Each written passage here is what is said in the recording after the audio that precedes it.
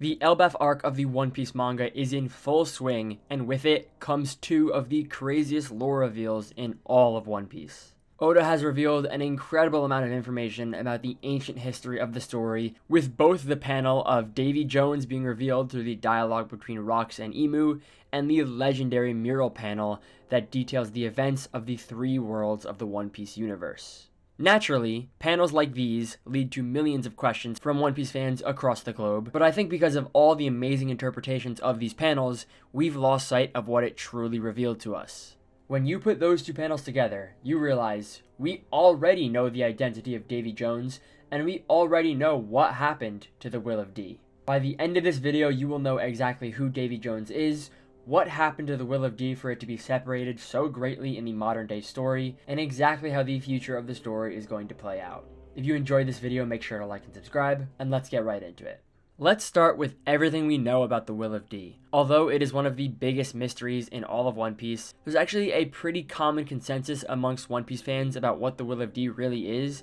and if you look at all the times it's mentioned throughout the story, it's not that difficult to determine what it symbolizes. Throughout the entire story, we've had multiple characters claim that the Will of D is the enemy of the gods, it's whipping up a storm once again, it still exists, all of these very weird dialogue lines that hint to its existence throughout the history of the One Piece world. But things really begin to get clearer when King Cobra goes to ask the Gorosei what it truly means. And this is not only where we find that the Will of D was created through a letter penned by the Queen of Alabasta, but also straight up that D is the moniker of the world government's ancient enemy. Emu themselves says that in the recent era of the One Piece world, the initial has popped up more frequently, however, that those who carry the name don't even know of its true meaning, and this line of dialogue is very important. But before we get to why this line of dialogue is so important, something doesn't make sense about the Will of D after everything we've learned about it thus far. The Will of D is very clearly the will of Joy Boy, passed on and inherited in the present day of One Piece. It obviously symbolizes the enemies of the world government,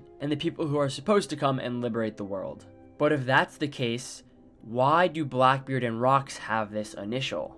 Obviously, on the surface, you could answer this question by saying Blackbeard and Rox also wanted to destroy the world government, which is very clearly what the Will of D stands for. But if you ask me, this conversation with Emu very clearly details that the Will of D is strongly connected to the actions of Joy Boy and his allies. Emu says Queen Lily of Alabasta, the one who created the Will of D, committed a grave blunder in betraying the world government and scattering the poneglyphs across the world. These are very clearly the actions of Joy Boy's allies after their defeat at the hands of Emu and the world government. So that being said, why do Blackbeard and Rox, two people who very clearly do not inherit the will of Joy Boy, possess this initial? Well, with the recent reveal that Rox says he's a Davy Jonesian pirate, you could maybe interpret this as Davy Jones being a separate Will of D, a different faction or clan from that same ancient territory, leading to these evil inheritors of the Will of D, such as Blackbeard and Rox, instead of inheriting the will of Joy Boy. Although this is what I first thought when Rox said this,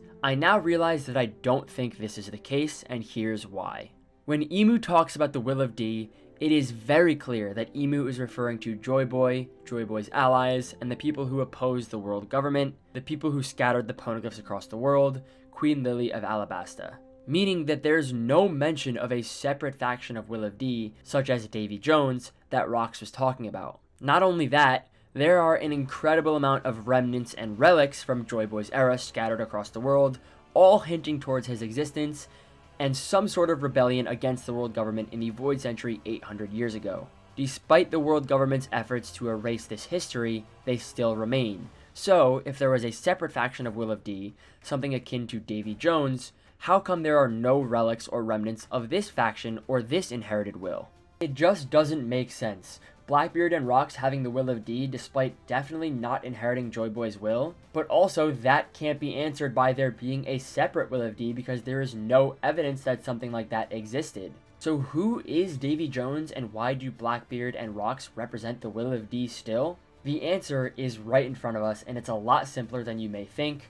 Joy Boy and Davy Jones are the same person. The reason there is nothing remaining from Davy Jones across the world, no poneglyph saying his name, no clan or faction of people worshipping him, literally nothing besides a faint legend of his locker at the bottom of the sea that we learned about in Long Ring Longland, is because he himself is Joy Boy, the very person mentioned in all of these poneglyphs and ancient recordings of the ancient history of the world. Now, you're probably thinking right now, I've said in this video that Rox and Blackbeard very clearly aren't inheriting the will of Joy Boy, so if Davy Jones is Joy Boy, how does that make any sense? Because it's very clear that Rox and Blackbeard align much more with this quote-unquote Davy Jonesian inherited will rather than Joy Boy. So how can they be the same person? My answer to that would be it all comes down to the interpretation of the ancient events in the story. And actually, Oda has very sneakily included a smaller version of this in the story already in the current Elbaf arc. We see this exact example of different interpretations of the intentions throughout the history of the story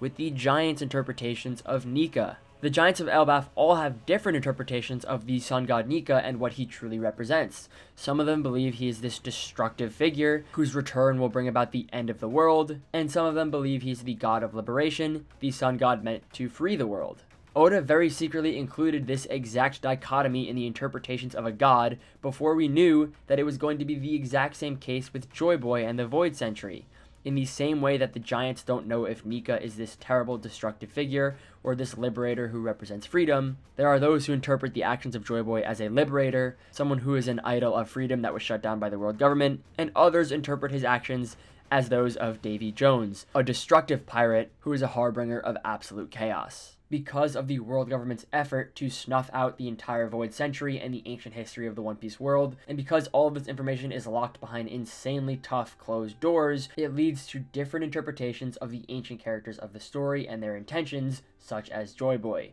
The Will of D was split into believing that the Will of D stands for the inherited will of Joy Boy and the inherited will of Davy Jones. Which brings you to your next question most likely. When did this split happen, and why do Blackbeard and Rox have this misinterpretation of the ancient events of the story in the first place? Well, although some people might tell you that this separation of the Will of D happened such a long time ago, potentially even in the Void Century, I would actually bet that the separation of the Will of D, the first instance of these people possessing the Will of D, yet not inheriting the Will of Joy Boy, was actually Rox. I know it's very likely that not all of the Will of D members have been revealed in the story, but if you look at the ones that have currently been revealed, the only ones who follow this false Will of Joy Boy, the misinterpreted Davy Jones version, are Blackbeard and Rox. Every other character with the Will of D very clearly aligns with the Will of Joy Boy and the correct version of the ancient events in the story. So because of that, I truly do think Rox was the first separator from the true interpretation of Will of D, and I think the exact reason why this happened was the Harley texts in Elbaf. Like I said, the ancient history of the world is so taboo and so locked behind closed doors, it would make total sense for someone to find information that Joy Boy was a Davy Jones-like pirate instead of the true liberator that he actually was, and come away with a completely different interpretation of the events that happened 800 years ago. We know that Rox frequented Elbaf because he was a friend of Harold.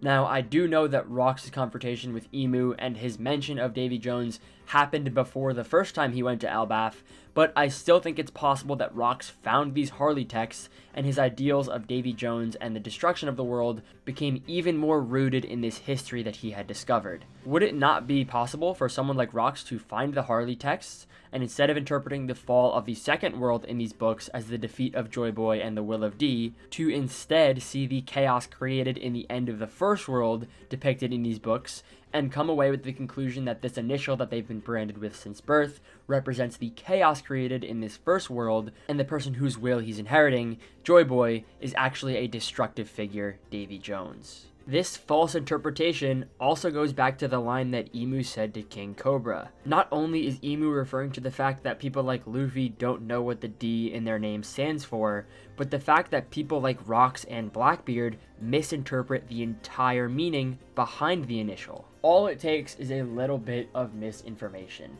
The Will of D was one unified front against the world government. That will has been passed on to the future, and all of the people who possess the Will of D inherit the Will of Joy Boy, and are supposed to go take down Emu and the world government, but then you have someone like Rox and eventually Blackbeard finding information that more accurately identifies with their evil nature, something like Davy Jones, leading them to go ahead and decide that the Will of D, an initial that they've carried since birth, instead of representing Joy Boy, represents something destructive, the will of Davy Jones. When in reality, at the end of the day, these two figures in mythology, Joy Boy and Davy Jones, were all the same person from the very start, Joy Boy, and there was only one Will of D, created by Queen Lily of Alabasta, the allies of Joy Boy, the people that Emu wants to destroy, and the true eventual liberators of the world. If you're still not seeing it, I think there's one character recently introduced in the One Piece manga that embodies this false interpretation of the ancient history of the world, and that is Loki.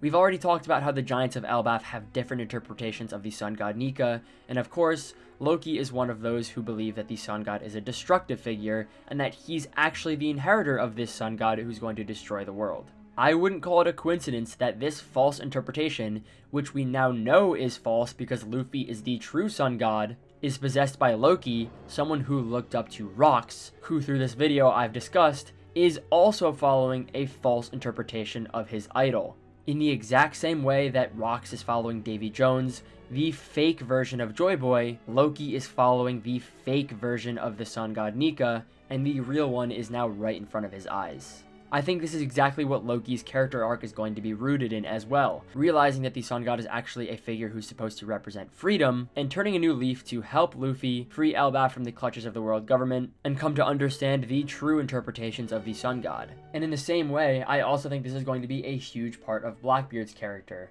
Not saying that Blackbeard is going to turn a new leaf and realize that his interpretation of the ancient events in the story are all wrong. Rather, instead, I just think it's going to be made obvious that his interpretation of the Will of D, his claim to fame that he's destined to take over the world, is incorrect, and it's going to be a main reason why he loses to Luffy eventually. He's going to realize that Luffy is the true inheritor of the ancient history of the world, and is the person who's actually going to liberate the world. Thank you so much for watching this video all the way through. If you enjoyed it, I'd super appreciate it if you could like and subscribe. Let me know what you think of this concept. I know it's kind of all over the place, but I truly do believe there's a foundation for Joy Boy and Davy Jones being the exact same person, because I think it really explains a lot of the characters like Blackbeard and Rocks, and also ties in really well to Nika, the Nika situation in Elbaf, and Loki's entire character. Thank you for watching, and I'll see you next time.